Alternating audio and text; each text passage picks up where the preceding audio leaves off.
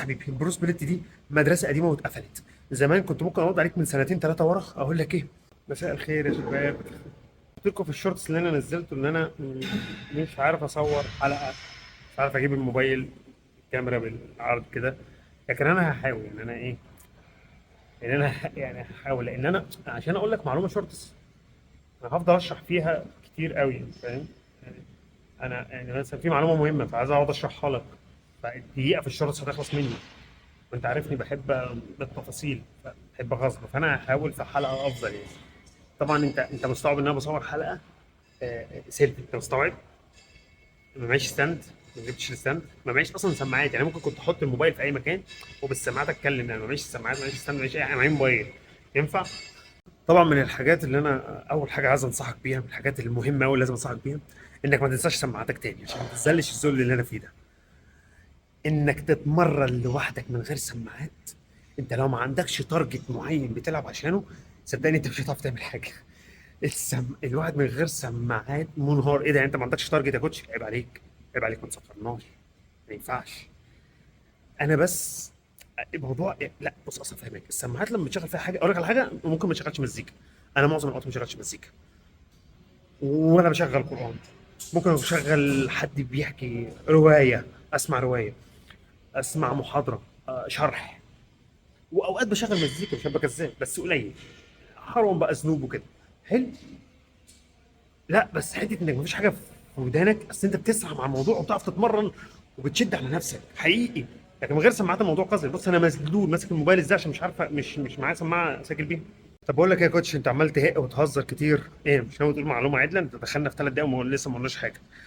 طيب هرد على سؤال جالي اكتر من مره وما زلت بتساله حتى هنا، وانا موجود هنا في المكان ده مع صديق، مع عميل، مع اي حاجه. يا كوتش، ايه الافضل برايك؟ بوش بول ليج ولا بروس بليت؟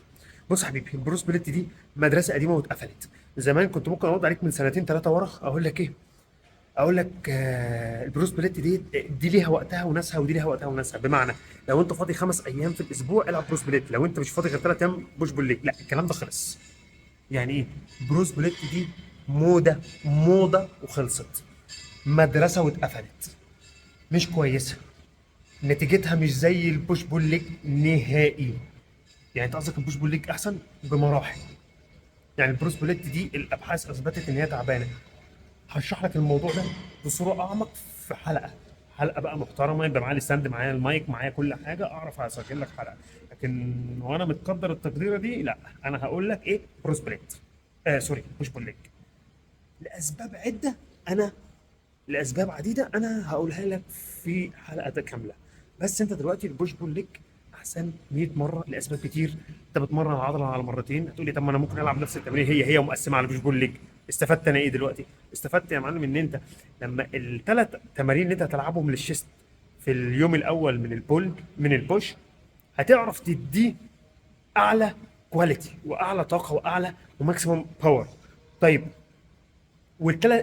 في البوش التاني ال3 تمارين التانيين اللي انت هتلعبهم هتقدر تديهم بقى على كفاءة.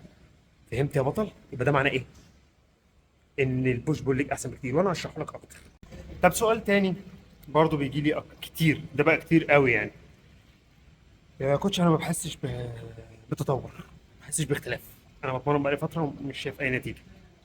بص حبيبي الموضوع ده ليه اسباب كتير وانا اتكلمت على في حلقات كتير عنه، وهعمل لك حلقه عنه تاني حاضر. حبيبي حته انك ما بتتطورش في مليون سبب. ما بتنامش كويس، ما بتاكلش كويس، انت مش عامل بروجرام اصلا بتمشي عليه. انت بتيجي تتمرن كده اللهوي، يلا يا باشا خش اي حاجه اتمرن وانت ساكت. ما بتركزش في تمرينك، ما بتحققش التارجت اللي انت جاي عشانه. انت اصلا حاطط لنفسك تارجت عشان توصل له؟ لا انا جاي بشكل حلو واشيل اوزان عاليه وخلاص. الاسباب كتير: نفسيه عاليه، نفسيه مضغوطه، اكل مش مظبوط، اكل مش مظبوط، نوم مش مظبوط. فلا، لا الاسباب كتير قوي. انت اقعد راجع مع نفسك ايه الصح اللي بعمله فيهم وايه الغلط اللي بعمله فيهم. اوكي.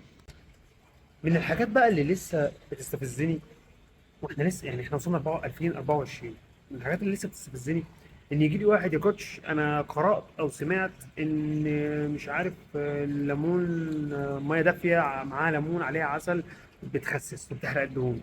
مش عارف يا كوتش انا قرات عن ايه ده يا حبيبي. قلناها 100 مره، مفيش في الدنيا مشروب سحري يخليك تخس.